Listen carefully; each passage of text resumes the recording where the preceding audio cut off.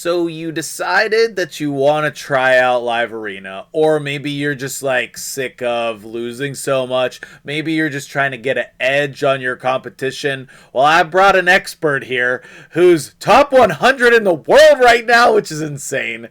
And we are going to lock it down for you. You can't even believe the picks we have for you today. Make sure you make it to the end.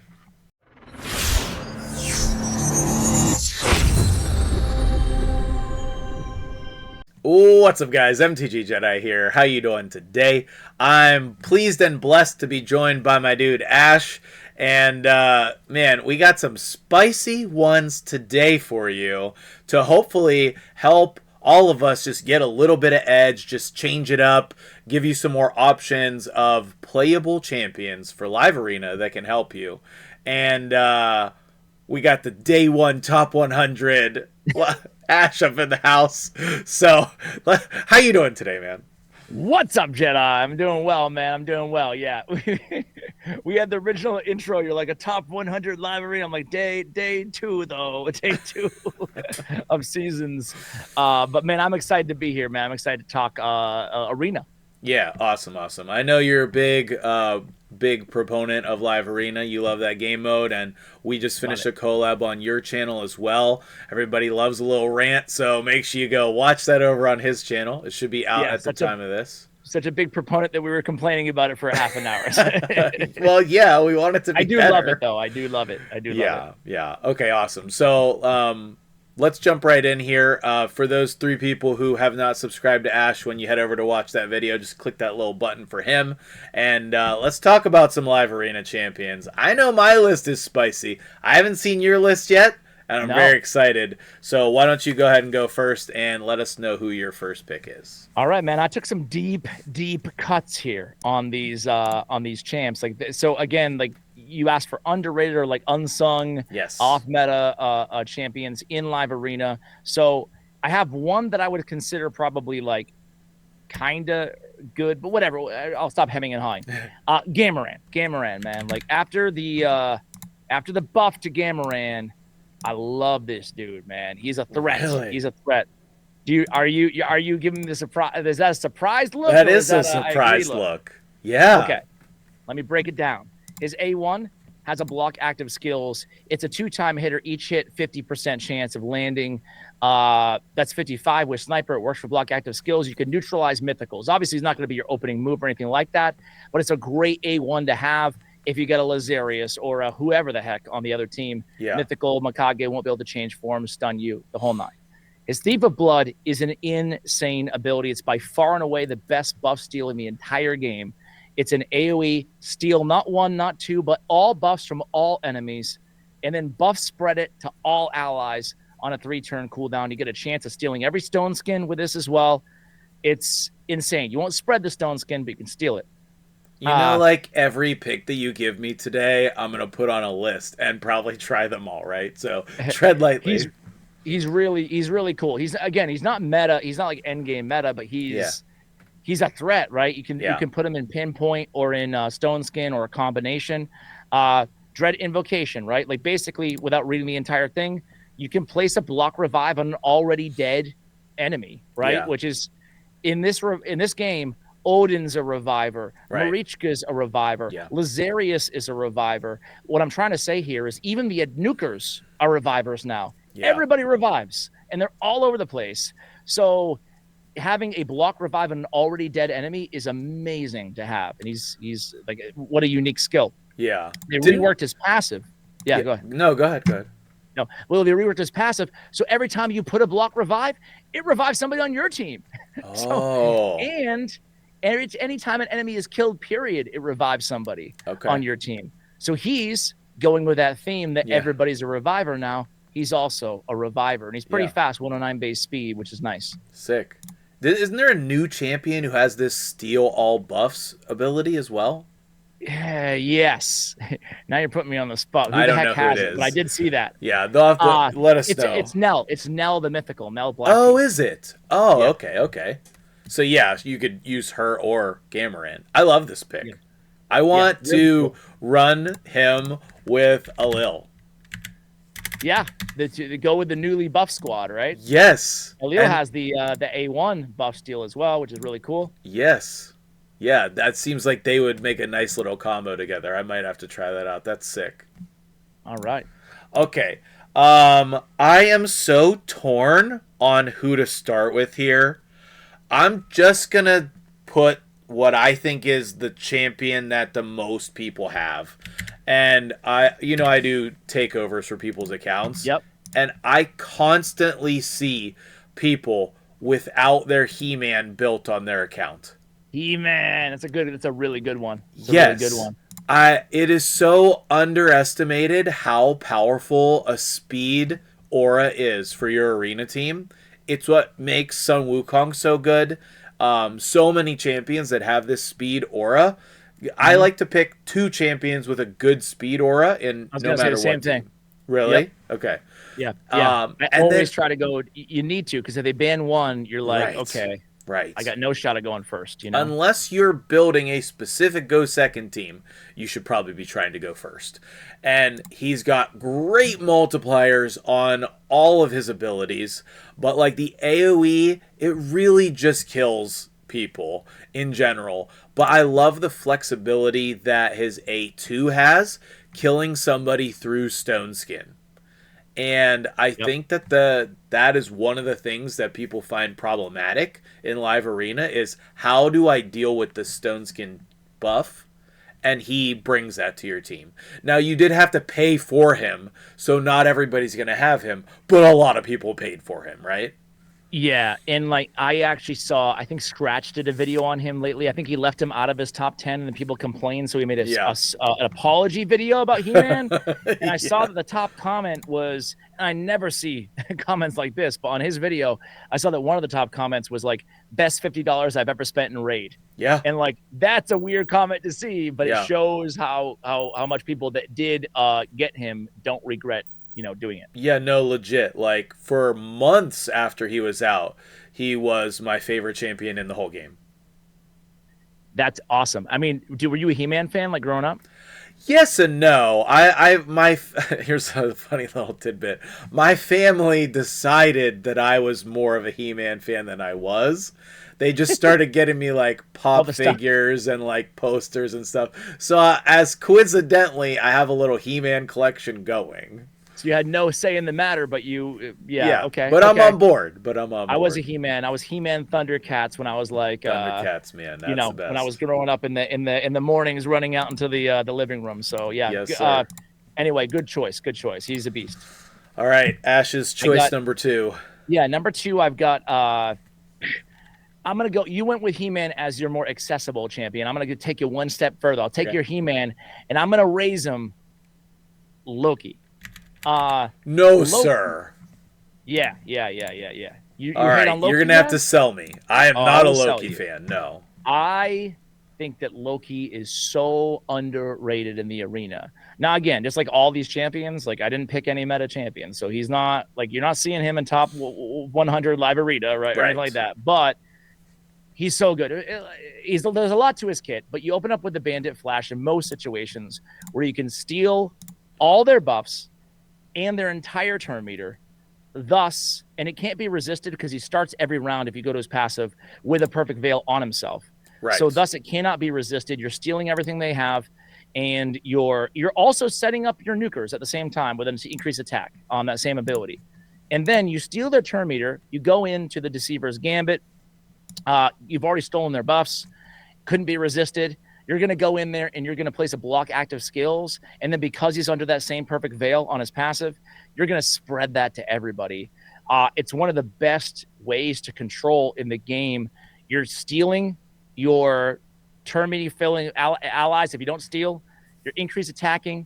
You're neutralizing that one person. And then you're spreading it to everybody on the A2. It's great control. He has like a semi-decently hard-hitting A1 if you want to build him for some damage. And I say that as like a support hard-hitting. Sure, like it can it can do some sneaky like extra damage. But one of my favorite parts about this guy is he's the only champion in the game with evade on that passive.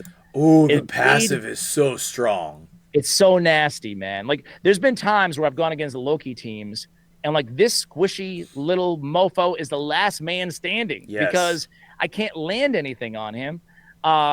Evade, basically, you'll not only avoid the skill, the damage, but everything else, debuffs, whatever, right? Yeah. If he's under that perfect veil, it's a 30% chance to evade, let alone the fact that he can't be single targeted because he's under the veil anyway, let alone the 15% damage mitigation that comes with that. And then if his HP is below 50%, 100% chance to evade.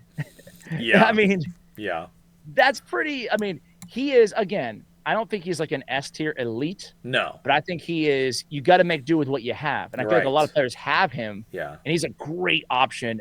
Beautiful anti-mythical option specifically. Yeah. I do actually like him paired with Sun Wukong. Like, I think one strategy people could try is drafting Loki with Sun Wukong instead of Ultimate Death Knight. Then that would give you a completely another aspect to that same type of role. Yeah. Yeah. I mean, you could go fast, control. I think that Loki is great. I mean, like, it's all the little things that add up to make a really competent control champion. If you're a control player, if you like that play style, I would definitely take a look at Loki. He's a lot better. I feel like he falls victim of the, like, he was free, so meh, a little bit. So anyway, like Loki. Okay, sick. I love that. Everybody has him. That's a great suggestion. Yes. Okay, speaking of champions that people are really likely to have, I think maybe a lot of people have caught on to how good Thor is, but a lot more people need to be using Thor as one of their primary nukers on their account. In like the last couple weeks, I've done a bunch of arena builds for people just because, with Thor to be specific, just because he ignores that block damage and unkillable. Yeah, it's really good to have. I totally agree. Yeah. And it gets around so many problems. Yep. And then, like, you have other good hitting abilities to go with that. And then if the fight goes long, you're going to get a free attack and stun them and stuff. And, like, all of that is really, really good. So have you come up against any Thors at the top up there? I doubt it, but I think like when I was just grinding my way up, I definitely ran into a lot of Thors. To your point, I mean, you unkillable and block damage, right? Like those are some of the more annoying things right now, and it's a good call out because specifically Odin with the block damage every 9 turns is everywhere, and to have somebody who can respond to block damage if you can't remove it is imperative. Or at least you need some sort of a game plan to deal with it, right? Not only that though, I mean, block damage is everywhere. Like I said, like obviously Marichka is passive. You have unkillable on Gizmak. You have block damage on Siegfried. If you look at the meta, it's chock full of block damage and unkillables, and like he's a great response to that. So it's a good call out. And nice kit, and nice damage otherwise too. Yeah, and I don't think like a lot of these underrated picks, people are not going to be banning them. They're going to be banning your more standard Arbiter, Armands, whatever powerful champions that you have, gotten the luck on your account. That's the ones they're going to be banning, the ones that they are used to losing to. And that's why these picks can really help you, I think. I totally agree. All right. All right. What do I want to go with next? I'm going to go with... Do you want me to go with a really crappy champion that I really like? Or do you want me to go with a good champion that I really like? Both are off meta. Let's start with a crappy one because I just really want to know what it is. He's on... Sometimes I watch these videos, and if you freaked out on Loki, get ready to absolutely just lose yourself. Okay. Because I'm going with Killian the Lucky. Oh, is it C-I-L? C-I-L. You're like, dude, I don't even know who he is, bro. He's my vault. He's in my vault. Nah, he was the first fusion that I missed whenever I started playing Raid. I like Okay, again, be very clear. I like Killian. He's not the best legendary in the game. This is why I like him. No, he did get buffed, though. He's better than when he first... Yes. Yeah, okay, well, there you go. So, Charmed Life on his passive. First of all, it's random, so it can't be counted on. But when you can get that block damage off that passive, it's a nasty little... You get 2 of those at the start of all of his turns. it's a nice little thing to have, right? Yeah. And all the buffs are good, some better than others, but really cool. His head ringer ability, I love. It actually hits hard. It's got a good multiplier. The thing I love about it most, though, is the control. As you can tell by Loki, my pick so far, like, I love control. I try to like draft 2 or 3 or more, right? Yeah. I love the 2-turn stun. There's only a few 2-turn stunners out there in the game, right? You got like a Taurus, you've got a Killian, you got Tuok the Wanderer, who everybody sleeps on. Couldn't make it on this list, but man, he's a beast. You've got Ginro the Stork, right? Yeah. I think that's it. Yeah, it's very few. Does Karato have a 2-turn on his or no? I don't know. I don't think so, but I could be wrong. He does. Okay. Oh, Karato, so as well. Okay. I'm supposed to be the Karato expert. I'm sorry, I failed. Shame. Anyway, he's one of 5 or so champions to have a 2-turn stun, which I really like. And then he has, again, the AoE block. Oh, so he has the Terminator still, excuse me, on the same ability. Yeah. It hits hard enough that sometimes you're just going to kill somebody. If that's the case, you reset the cooldown. You can use it again next turn. You can try another 2-turn stun. Yeah. If you can 2-turn stun somebody, provided they don't have a cleanser on the team, they're locked out, man. Like, hopefully you can win the battle. You've got 2 turns to do it, right? Yeah. It's a good move to do on the cleanser because you're stealing the turn meter, getting back to his turn faster, and you're putting them out of the battle for 2 turns. So, like, it's a great move against like a Marichka, for example. Yeah. So, and then you have the Inflict Misfortune. It's an AoE block active skills, again, to neutralize legendary champions. You definitely want to run Pinpoint and Stone Skin on this guy because he's squishy and he's susceptible to polymorph. But I think he's a good control option and is a super curveball. Everybody thinks he really, really sucks, and he's all right. That's awesome. What do you think?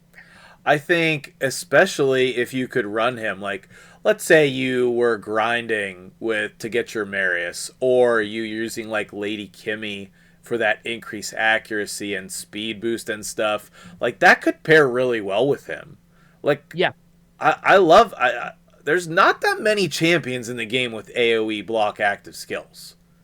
Yeah, no, there's not a ton of them, and it's just, he's a nice kind of like, if you sometimes in these arena teams, you're just looking for, like, because you need to draft 5 in live arena. Yeah. You're just looking for like that flex position, that can be a threat on the battlefield, even though if they're not like traditionally the best champion in the game.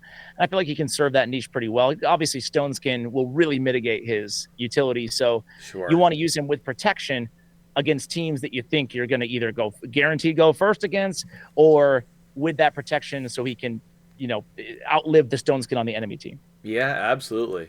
Totally agree. And it would give you another answer to mythical champions if you don't have some of the common counters, Yeah. But, like, no matter what, I think the biggest thing with live arena is you need to think about the champions that work well together. And, like, hopefully we're doing a decent job of, like, giving you those combinations, because that's the thing that makes you feel the most powerful, is the synergy in your team, I think. 100%. You could have all the best champions in the game and every mythical in the game and still lose a lot of battles, Yes.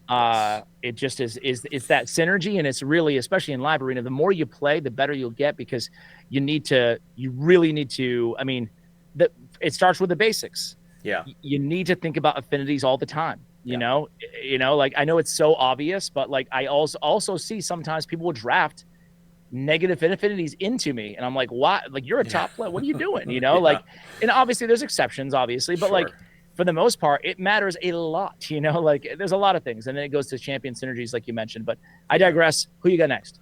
Okay, so for my regular viewers who come out to my live streams, this is no surprise, but my favorite strategy in live arena is way off meta, and that includes Calax. Okay.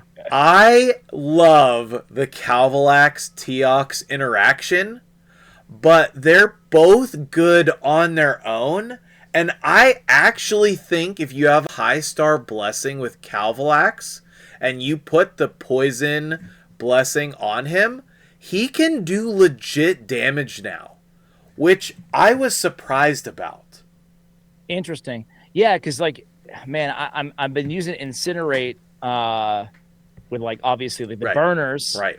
But I haven't thought about the poisons. Obviously polymorph, but like to your point, interesting. You can catch. I'm sure you catch a lot of people by surprise with it. It goes fast, right? Yes, it goes very fast. But the ultimate, the end all be all, is the Calax kill.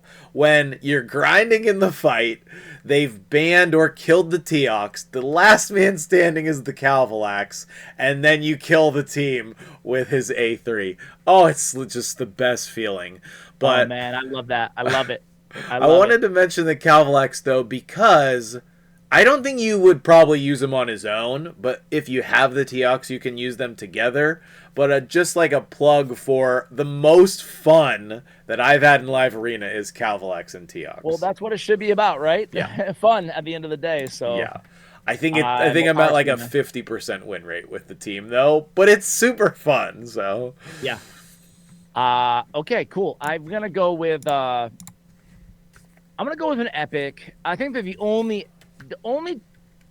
I want to be careful but the only two epics that I would say are actually that I've seen in the last year is Cardinal and Phoenix. But oh sweet, I have a third one.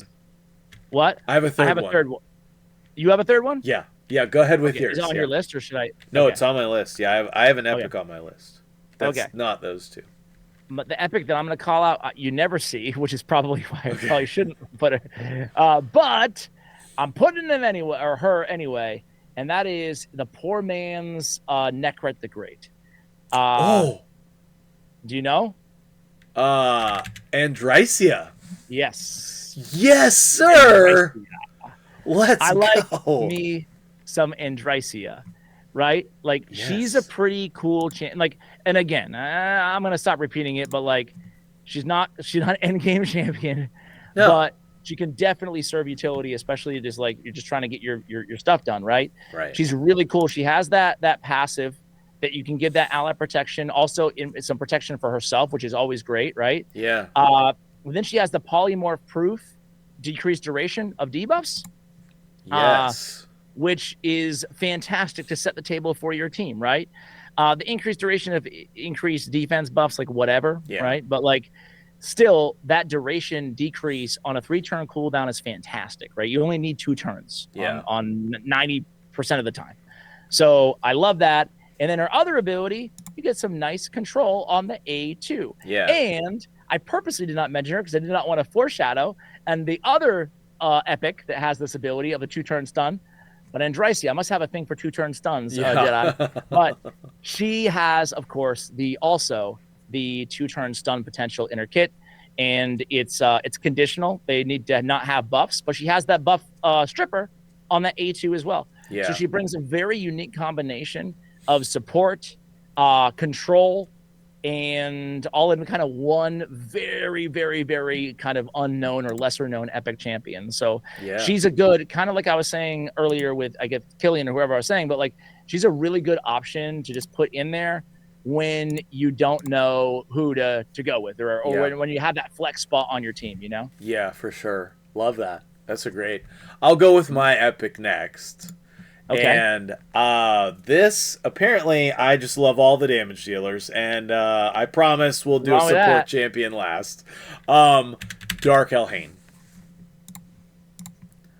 Elhain, my girl. That's a good call out there, because she can be niche, but she can be a freaking one-woman wrecking crew. Yes. And I think that there's like a little freeze meta, like side freeze meta building with like Gurgo, Tormund, Lady Noelle, that kind of stuff. Yeah. Freeze is back in a big way. You're right. Yes, and there's like that new mythical does a lot of freezing as well. But like you can just like slip her in as a last pick and really blow people out. She doesn't even need a turn.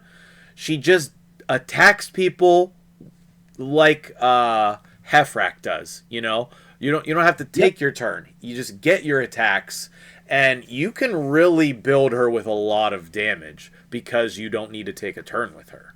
Exactly. That's a really good point.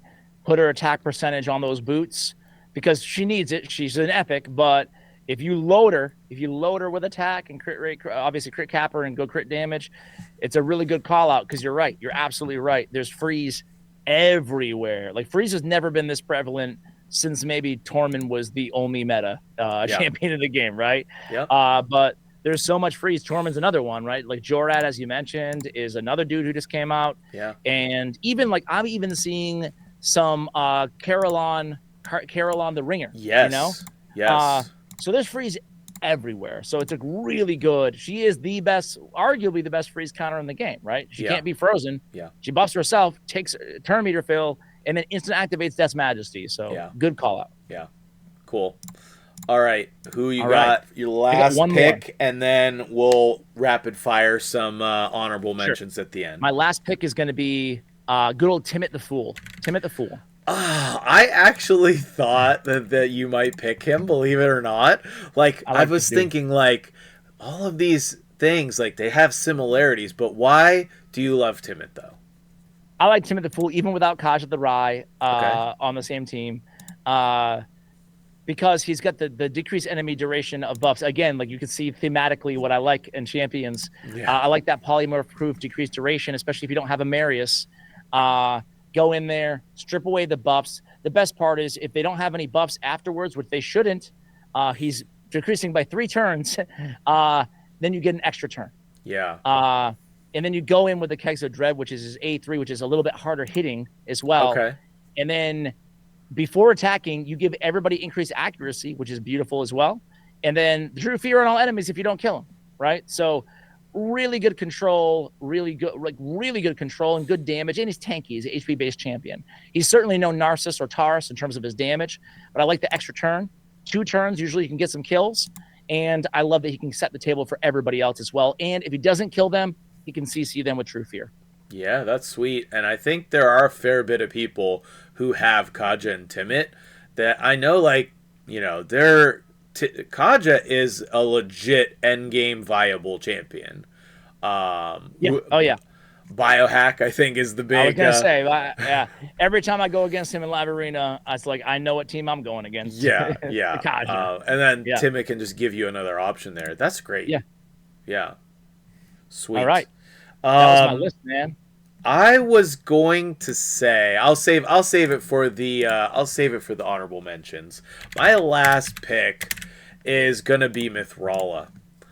I really think that maybe she's the most underestimated champion for Live Arena because she's so easy to build with her passive. Yeah. Stacking enough resistance to actually resist endgame champions. Yep. And there's nobody else you can say that about, really. Yeah, building I guess Star Sage Galathier, but building a high resist team is next to impossible because it's not just the end game. Well, I guess in progression you could do it, you know, but the higher up you go, you know, not only are you going to be dealing with high resistance as a base, or excuse me, high accuracy as a base that you're going against, but you're also going to be going against a lot of Mariuses. Who brings an increased accuracy before, and it's hard to resist that. It's hard to build enough resistance on your champions. Mithrala, like you said, definitely the exception to that rule, and that petrification is nasty. You know, it's nasty. And then she can cleanse all of the nasty stuff they're trying to do to you. Yep. Plus, I like the buffs that she brings. No matter what type of damage dealer you want to use, she's going to buff their damage regardless of whatever else is going on in the team. Yep. And she herself can be built with a little bit of damage to help you out also. Yep, I like her in I love her in a Provoke set with Stone Skin. Oh, sick. Really can do some nasty things on that A2 and then Petrify, just like a lot of CC in one kit and a lot of support, right? Yeah. And it's she can be a nuisance to deal with. So it's a good mention here as your last pick. Awesome. Okay, rapid fire, back and forth, honorable mentions. Go. Okay. Rhonda. Oh, that was on my list too. Great one. I I thought about taking her instead of Killian, but I thought I'd get even more niche. But like Rhonda is the real deal with with those. It's getting to a point where people don't have Rhonda. You know, like she's getting to be an old champion. You know, us people who've been playing for years have her, but like you know. You're right. You tend to think, especially as a creator, that like anybody who is free, that everybody still has them. You're like, oh yeah, that was free like 4 years ago. You know, like whatever. Yeah, I want people to start using Molly. I want people to start using Molly Tankard. Yes. I like that passive, man. I mean, that passive. Roll Kid is good, but yeah. Yeah, with her in Stone Skin, or just like really, really fast. Like, what if you put all of your fastest gear on Molly Tankard? They're not banning her, you know? No. And then you just provoke everybody who's not in Stone Skin. That'd be sick. Yeah. No, I love that. She doesn't get a lot of play nowadays, but old school champion. But well, I was gonna Molly too, I guess, but like I was gonna say Umbral Enchantress. You know, like sometimes when in doubt, go with that 2-turn provoke, similar to Molly, right? Yeah. The downside is she's super slow, you know, and Stone Skin, but she's a good kind of flex play. If you're going against a fast team, you build her super tanky and Stone Skin protection, and then you wait till they, you know, or whatever. You just wait till she gets a turn, you lock them out and you kill them. You know. Nice. I want to say the cat. I think that Cheshire? Dude. Yes. Yeah, he's a beast. If you were lucky enough to get him, he's one that I am legitimately on my list to be using. I've been super impressed with his damage. Oh, he's a beast, man. He's a beast. I don't have him, but I see him. I see him a bit. Yeah. Any other honorable mentions on your side? Yeah, I would say Yoshi the Drunkard. No, sir. You're going to bust out the Yoshi for some bomb champs?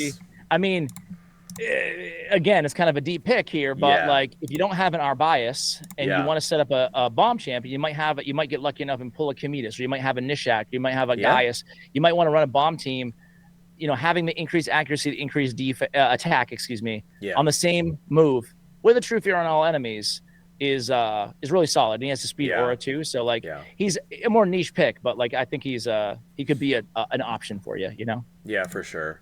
Now I think my last honorable mention here, everybody knows and a lot of people use, but even as an endgame player, you can still use Alice, and she still will lock people out.